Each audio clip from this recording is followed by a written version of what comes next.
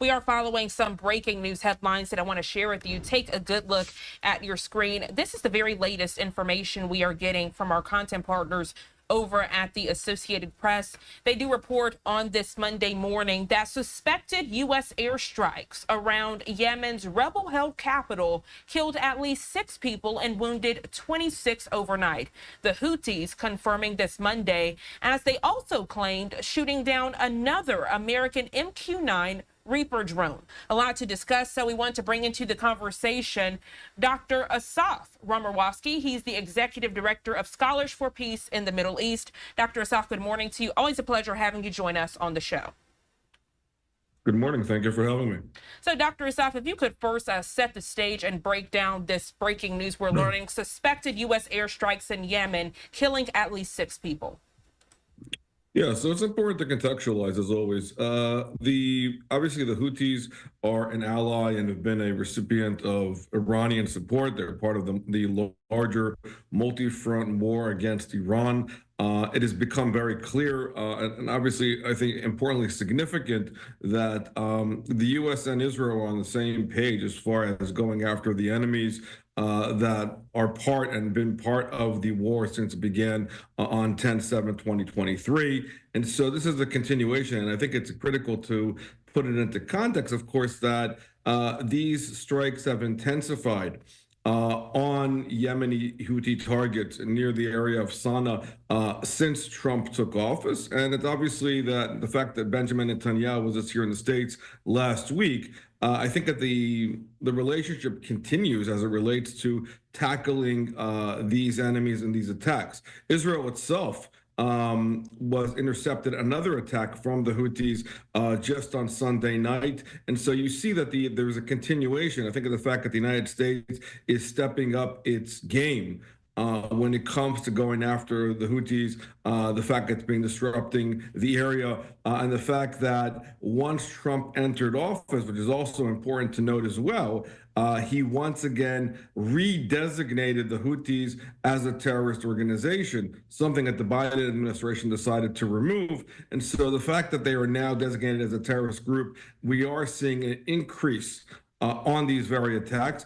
All of this on the heels of the debate that took place in Washington, as I was mentioning before. The meeting that took place between Donald Trump and Benjamin Netanyahu also was surrounding the concern about Iran and Iranian proxies. In this context, going after the Houthis, who are, again, patrons of the Islamic Republic of Iran, this all falls within that larger category, going after these Iran and Iranian proxies. And the Houthis, as we know, have been disrupting all along. Economically, they've been destructive.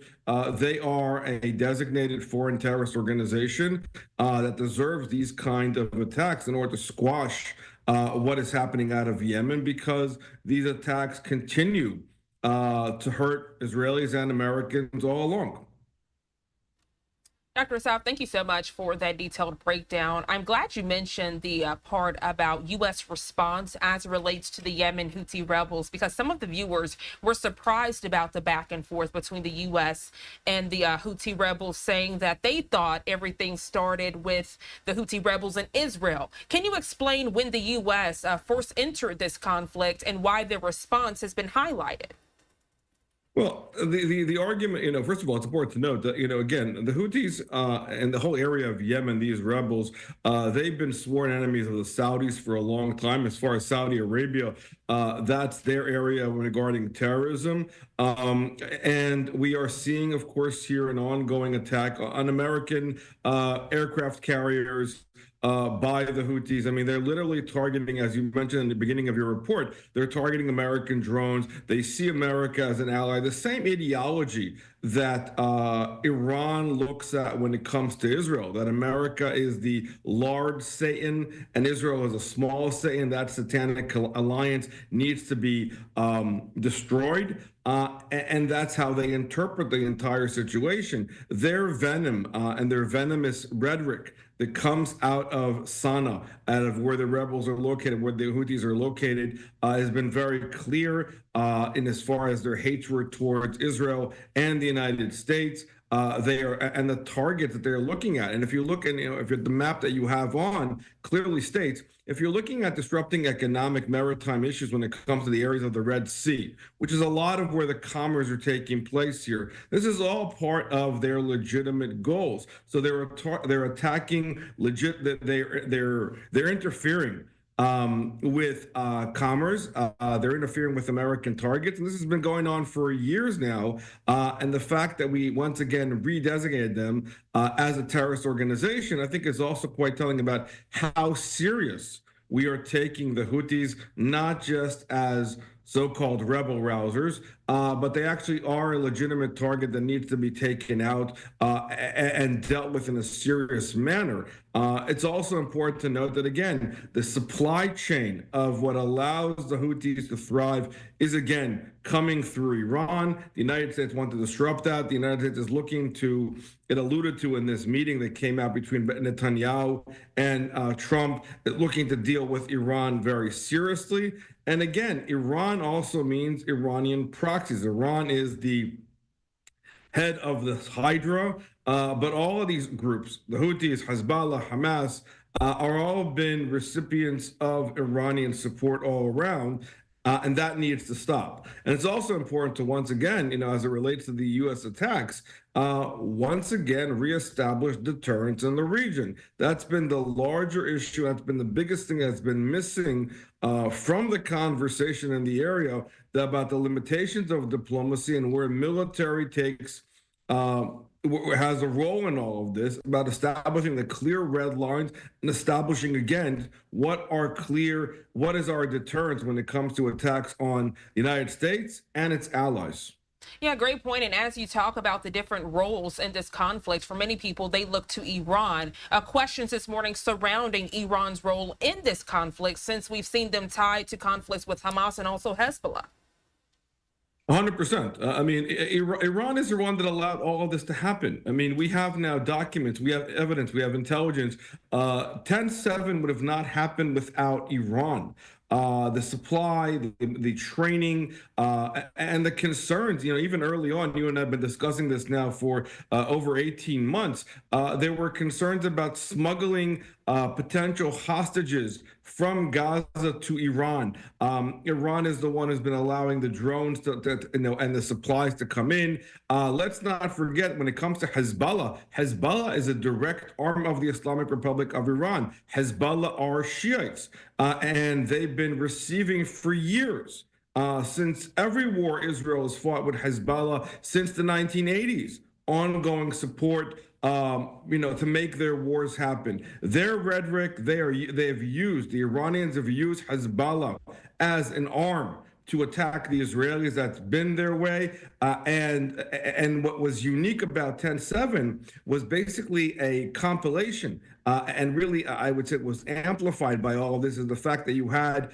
Hezbollah being Shia, Hamas being Sunni, all coming together under the auspices and support of Iran, willing to attack one single enemy to show that the greater evil of the so-called greater evil of the United States and Israel is greater than the cleavages that exist between the Muslim world. That is the cleavage between Sunnis and Shiites, represented by both Hamas and Hezbollah. And Iran was able to bring them all together.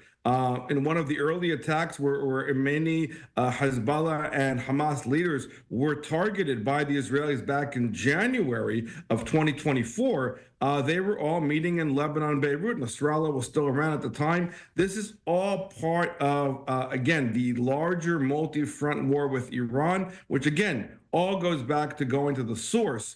And that's exactly the center of attention now, as it relates to U.S.-Israel negotiations when it comes to Iran and ending this war, because, again, the war will not be over if Iran allows to succeed in its quest for the bomb. Yeah, and that leads to my next question. Many of the viewers wanting to know, okay, where does the U.S. go from here, seeing that the Houthis are not letting up? And then if we look back to recent months, we know that the Houthis have literally been trying to impact trade, blowing up cargo ships there along the Red Sea. 100%. So this is exactly the point that, this cannot continue.